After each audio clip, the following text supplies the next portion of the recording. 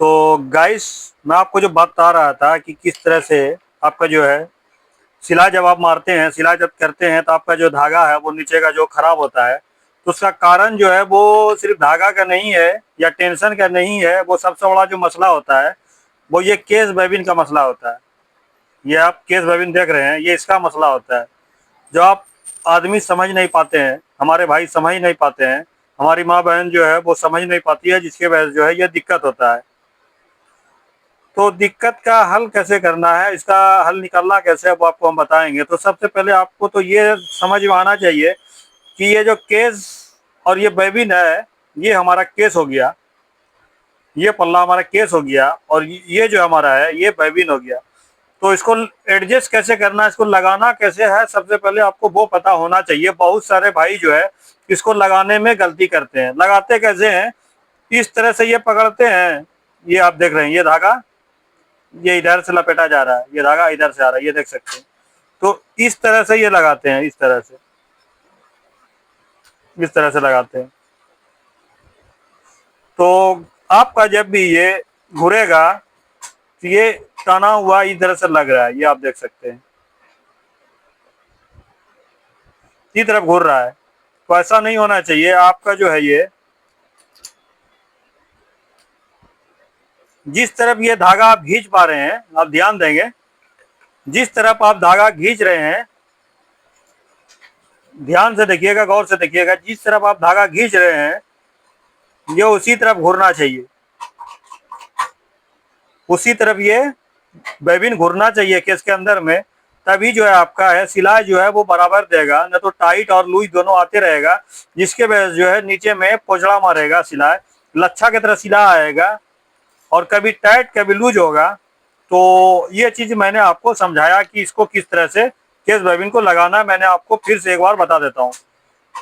ये आप बेबिन लेंगे, ये हमारा केस है, ये आप देख सकते हैं, ये जो धागा हमारा है ये इस तरफ से आ रहा है, जब खींच के दिखा रहा हूं मैं, ये देख सकते हैं, ये इस तरफ से आ रहा है। तो ये इस तरफ से ही बैठेगा। ये इसे बैठाने के बाद जब खींचेंगे तो जिस तरफ हम धागा खींच रहे हैं, अब ध्यान देंगे, जिस तरफ हम धागा खींच रहे हैं ये बेबिन उसी तरफ घूरना चाहिए। इस तरफ अगर आपका घुराते हैं तो आपका जो है वो प्रॉब्लम जो है वो नहीं होगा, एकदम फ्री चलेगा। तो ये मैंने आपको बताया। और दूसरी बात मैंने आपको बताना है, वो ये बता रहे थे कि होता क्या है कि जब इसमें हम लगाते हैं इस तरह से बेबिन, तो हमारा जो धागा है कभी कभी जरूरत से ज्यादा लूज होता है,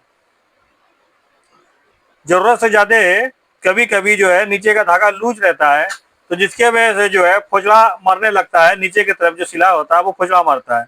तो आपके पास तो इतना छोटा पेचकस तो आपके पास होगा नहीं,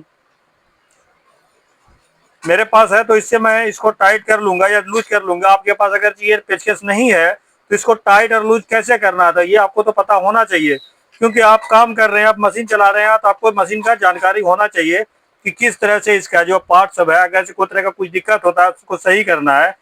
तो ये जो बेबिन है या बेबिन देख रहे हैं, इस बेबिन से ये वाला, इसमें जो आप ध्यान देंगे यहाँ पे दो नट होता है, एक छोटा एकदम नट होता है और दूसरा नट जो होता है वो उससे थोड़ा बड़ा होता है। तो ये एक साइड में होता है, ये साइड में, और एक जो होता है वो बीच की तरफ होता है।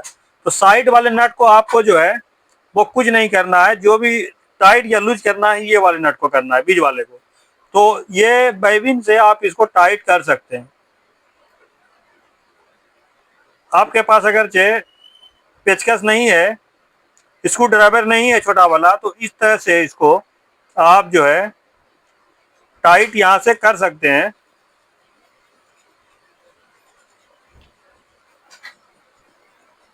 और टाइट करने के बाद जो है इस तरह से जब आप लगाएंगे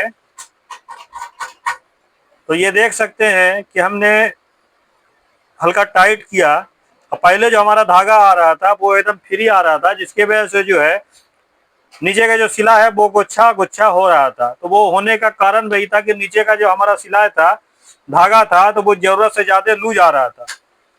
तो इसको जो है, इसीलिए मैंने आपको बताया कि इस तरह से आपको टाइट कर लेना है। और दूसरी प्रॉब्लम जो होती है कि टेंशन से होती है, अगर जो दोनों का धागा अगर जो बराबर ना मिले, अगर जो मान लिए कि जितना स्पीड से ये धागा यहाँ से आ रहा है, जितना स्पीड से धागा ये हमारा केस बबिन दे रहा है, उतना स्पीड से अगर जो मशीन चुटकी से धागा यानी टेंशन से धागा अगर नहीं देगा तो हमारा जो सिला है वो सही कभी नहीं होगा। ये आप दिमाग में डाल लें बात को कि ऊपर का धागा और नीचे का धागा दोनों अगर जो बराबर आएगा तब हमारा जो सिला है वो मशीन बराबर देगा, आपके मन पसंद देगा, जरा से भी गुच्छा न आएगा, न टाइट होगा, न लूज होगा, न फोचड़ा मारेगा। तो इस लाइन का जो मैंने आपको जो प्रॉब्लम था टोटल बात मैंने आपको बताया कि इस तरह से आप जो है सिलाई अगर आपका खराब होता है तो इस तरह से आप केस बैबिन को रिपेयर करके सही करके आप जो है सिलाई सही कर सकते हैं।